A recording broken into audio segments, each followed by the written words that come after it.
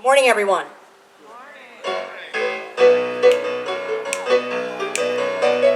Please join in. You know this song. I just got bit by the latest bug. It's the new old thing called the spirit hug. I've rediscovered my sacred heart, so I've come back to the light and left the dark. Spirit hug is spreading the whole world through, and our gratitude will chase away our blues. Wrap yourself around intimate love with the spirit hug. Always, always spirit hug, and never take for granted the people you love. Spirit hug your enemies too, 'cause everything in life comes back to you. So now it's time to go inside. Feel your spirit, don't let it hide. Release yourself from all your fears and let true joy wash away your tears. Spirit hug is spinning the whole world through, and the gratitude will chase away all blues. Wrap yourself around intimate love with a spirit hug. Spirit hug till the day is done, and our universe will live as one.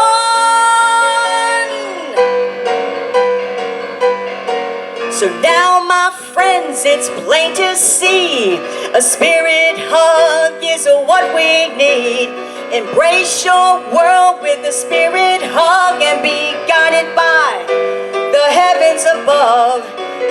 Spirit hug, gone, and our universe will live as one. Accept yourself for infinite love. Spirit hug till the day is done, and our universe will live as one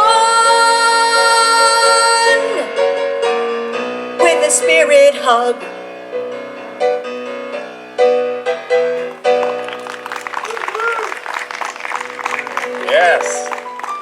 Yes, thank you, Donna. Getting us started. Spirit hug. I don't know about you, but I'm thinking the whole world right now could use a spirit hug.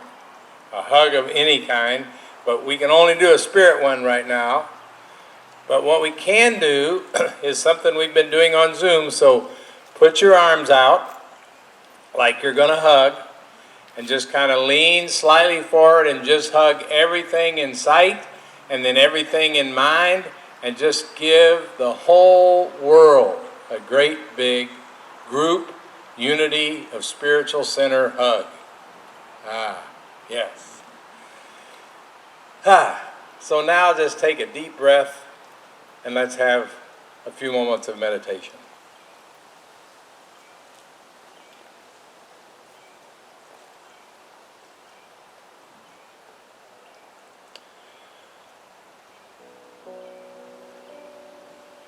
Relax into your seat. More importantly, relax and rest into the truth of you, into your inner self, your higher self.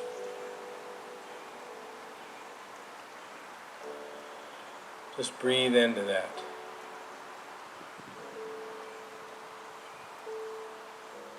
Feel the truth of you. Know the truth of you. In this moment, God, the universe, energy, spirit, whatever name you choose to give that which is one with all,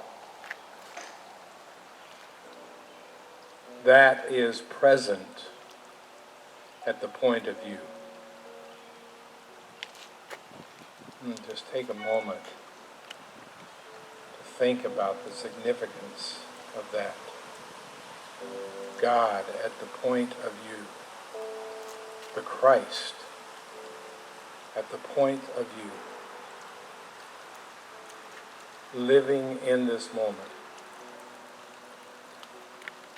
knowing intuitively what to do, what to say, when not to do or not to say. That is you. As amazing, as outlandish, as unbelievable as it might seem,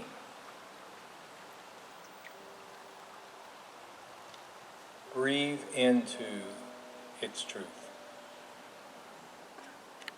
You are the Christ.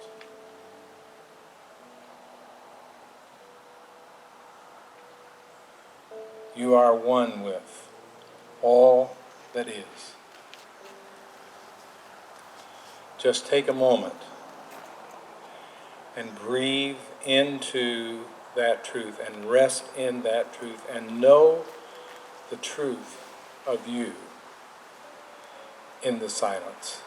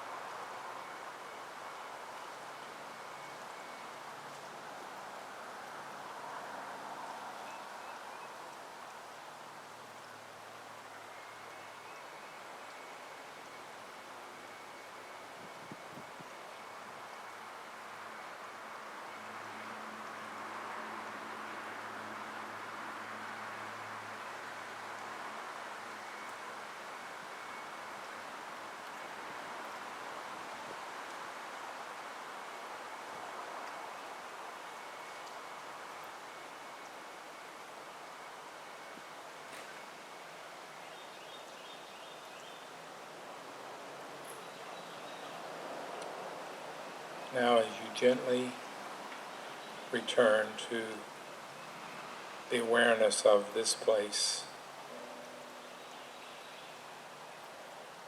as you just allow your eyes to open when you're ready, we come back with gratitude for this truth and with new commitment, new determination to be God at the point of us. And so it is.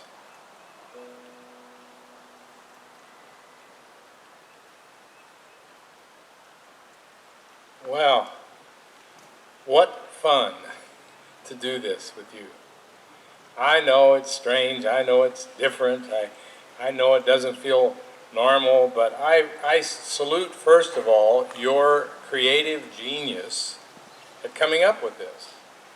And even as we thought maybe we were going to be threatened again with rain, as you were last week, more creative genius kicked in your leadership, and they came up with a canopy, and they moved things back, and they changed things on the spot. You really should probably give them a hand for this great, yeah. So I'm thrilled to be back with you again, and I've been looking forward. I've just been hoping and praying it wouldn't rain, because I was really looking forward to what fun it would be to do this outside, and I'm grateful for that. I'd like to have you think along with me today about a metaphysical interpretation of a couple phrases found in the Christian scriptures, often called by Christians the New Testament, but the Old Testament really wasn't theirs to begin with. So I refer to the New Testament as the Christian scriptures. A couple phrases from the book of Colossians, and I want to talk about the metaphysical meaning of that by using a couple fairy tales. So, in the letter to the Colossians, we read about the mystery that has been hidden. The mystery that has been hidden throughout the ages and generations, but has now been revealed to the saints. And the mystery is Christ in you, the hope of glory.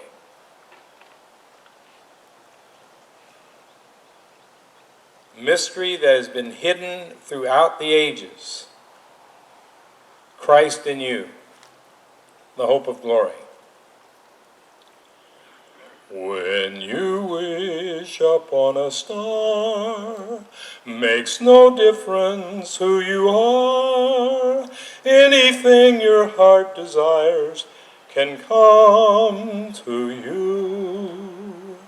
Like a bolt out of the blue, fate steps in to see you through. When you wish upon a star, your wish comes true. Anybody? Thank you. Anybody know what that's from? Disney. Pinocchio. We all know it's Disney. Pinocchio. Very good. That is correct. That song came from Pinocchio. It was the theme song of Disney's show on TV for years. And I remember hearing it played at standing at Disney World in front of Cinderella's castle. And there you could see lots of children, but especially I remember little girls dressed in all the different princess costumes from all the different movies. And you could just imagine them looking at that castle and thinking about Cinderella or Mulan or Moana or any of those, the other names aren't coming to me. I know a bunch more. My daughter would be ashamed of me for not thinking of them. But you could just imagine those little girls, couldn't you, wishing to be like them, wishing to be that way. Now, I actually thought that was from Cinderella. I just assumed that's where it belonged until I looked it up and saw that it was in fact from Pinocchio. But you also know the story of Cinderella, of course, the one who was trapped in a cellar by her stepsisters and made to do all their work and not allowed to go to the ball, but her fairy godmother appeared and changed lots of things in her world that allowed her to go to the ball and meet the prince. And actually, in Pinocchio, it's not a fairy godmother that makes this happen. It's a fairy that brings forth the wish of Geppetto, the creator of Pinocchio. But in Cinderella, it is a fairy godmother. Now, here's my question. Do you ever wish for something more? Wish for something different? Just think about that. I'm sure all of us at some point, and probably at many points over and over, have a wish, a desire for something to be different. Surely, if not any time else during the pandemic, we have wished that it would be over.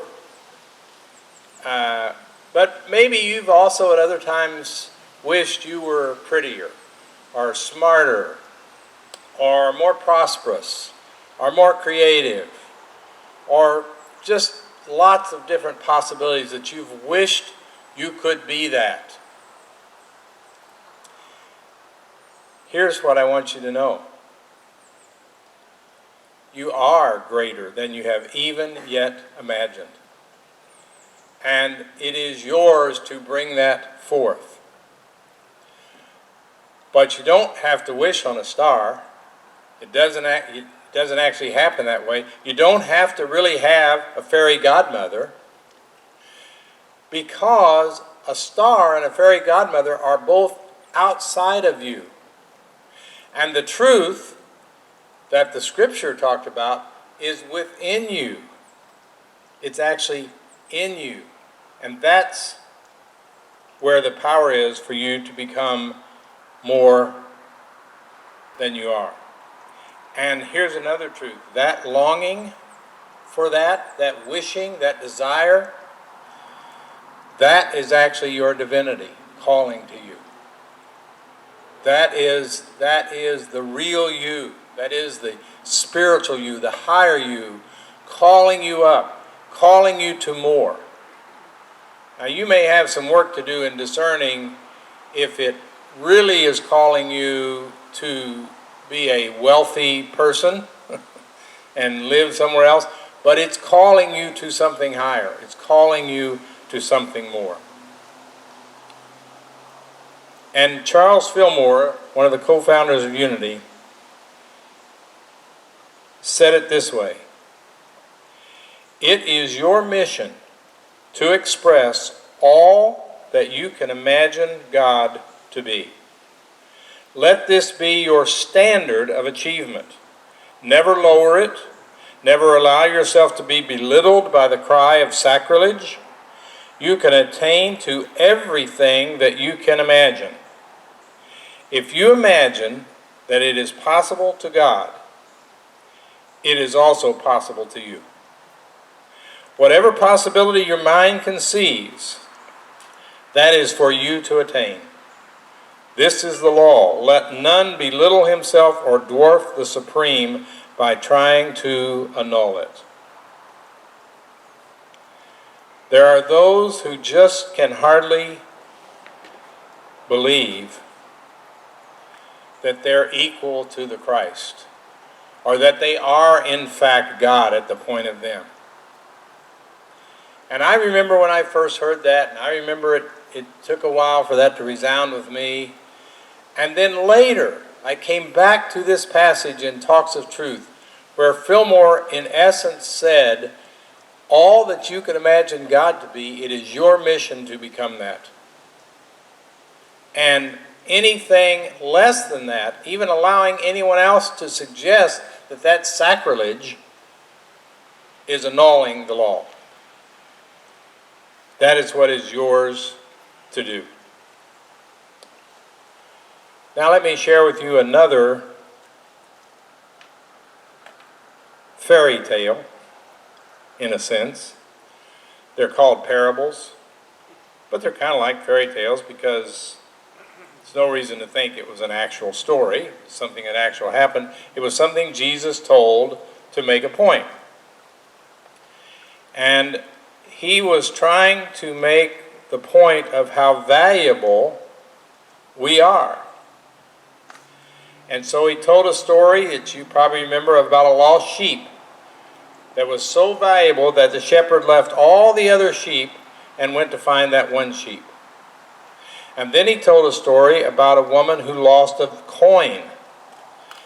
And it was so valuable that she wasn't satisfied with all the other coins she had, but she basically wrecked the house. She went through the whole house searching until she found that coin.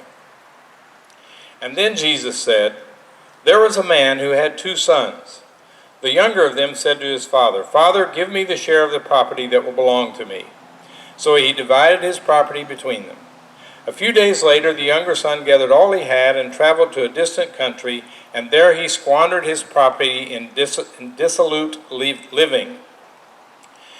I can't even pronounce that, so I don't have any idea what it is, dissolute living.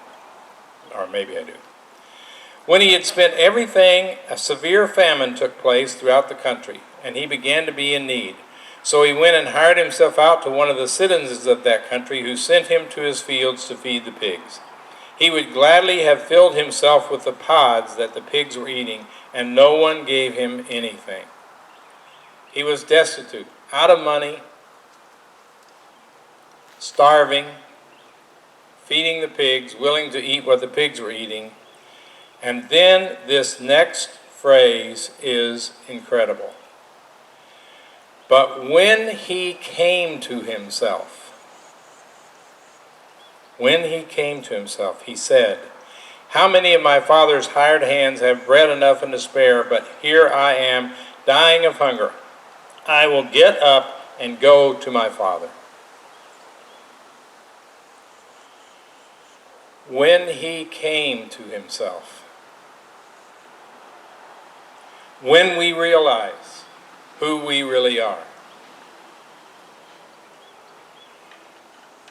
Reverend Linda Martella-Whitsett, the Vice President of Silent Unity at Unity Village, wrote a book called Divine Audacity.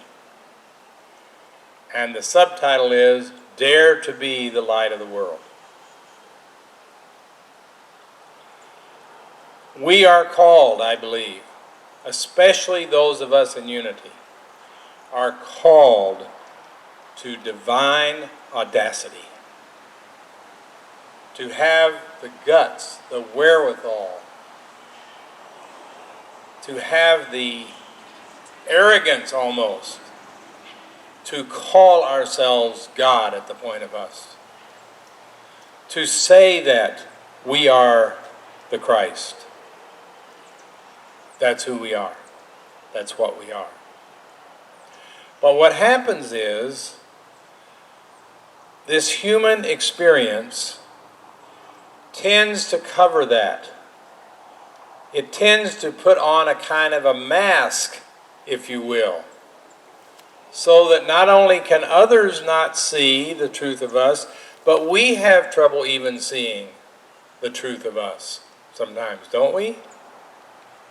We have difficulty. I can look at you and say you are the Christ with no problem. I can do that so easily. To look in the mirror and say you are the Christ, a different experience. But Reverend Linda says that's what we're called to. We're called to audaciously claim our divinity, to stand in that divinity, to take away the mask. So here's a little secret to one of the fairy tales that we've been thinking about. I bet you've never heard this. Cinderella was not a scrub girl who magically became a princess. Cinderella was a princess who had gotten trapped in a cellar. You see the difference? She always was that princess. She always had that in her. But the things around her had somehow gotten her trapped in a less than knowing, gotten her trapped into a mask that made her think she wasn't a princess. And I don't know about you, but I've had a lot of things in my life that have made me think I was less than the Christ, less than divine. I had a lot of teaching growing up by people who weren't intending to be mean, weren't intending to cause me problems. They were actually doing it from a point of love. But they preached to me for years about what an awful sinner I was, about how bad I was, how unworthy I was, how my only possible chance was that Jesus died on a cross and bled for me, and my sins could be covered in the blood. That's what I grew up in. I bought it so much. I bought it to the degree that I went to college and seminary and became ordained in that theology. And it was not until into my late 30s, after having rejected all that, but finding nothing else, that I found unity. And I began to realize the truth of me. And then, somewhere along the way, on my spiritual path, with unity and beyond unity at times, somewhere along the way, I became aware of that fifth of our basic teachings, which says it's not enough to know the truth. I have to live it. I have to believe it to the point of standing in it, of walking in it. So I want to give you today an affirmation You probably know it. It's probably not new. But I just want you to take this in. Do you notice the sun coming out? The clouds parting. So even as that's parting, I want you to part your spiritual mask that might have covered up the truth of you. And I want you to take this affirmation and even say it with me. I am the Christ. Together, I can't hear you. Come on. I am the Christ. That's it. Stand in it. Be bold about it. Be audacious about it. Even when it doesn't feel like it. Even when it seems just beyond your comprehension. Even when just after you've done something that you just went, dang it, that was not very Christ-like. Just come right back to it. Yes, I did make a mistake. Yes, I did. However, I am the Christ. Say it again. I am the Christ. I want you to take that affirmation. I want you to hold it. I want you to repeat it over and over to yourself until you really even more thoroughly and truthfully believe it. I tried taking yoga once, and I had the most amazing yoga teacher. She became, and still is, what I consider to be a spiritual mentor, a spiritual sister. But as wonderful as she was, she could never quite get me to the place that I could do that tree pose thing without falling. Didn't mean she's not a good teacher. She was a good teacher. I was maybe not such a good follower. But one of the things I came away with from my wonderful friend Jan Barrett, she would explain a pose or an exercise that we were going to do. She'd explain it thoroughly. She'd show us how to do it. And then she'd say, go and do. Go and do. I'm saying to you today, you are the Christ. It is your mission to live that. So go and do. Go and be the best Christ that you can be.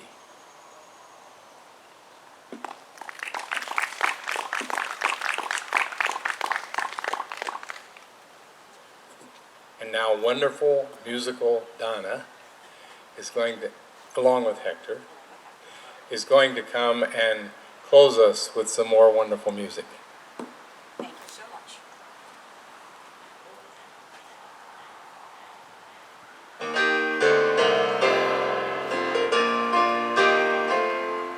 Let there be peace on earth, and let it begin with me. Let there be peace on earth, the peace that was meant to be, with God as creator, family all are we. Let us walk with each other in perfect harmony. Let peace begin with me. Let this be the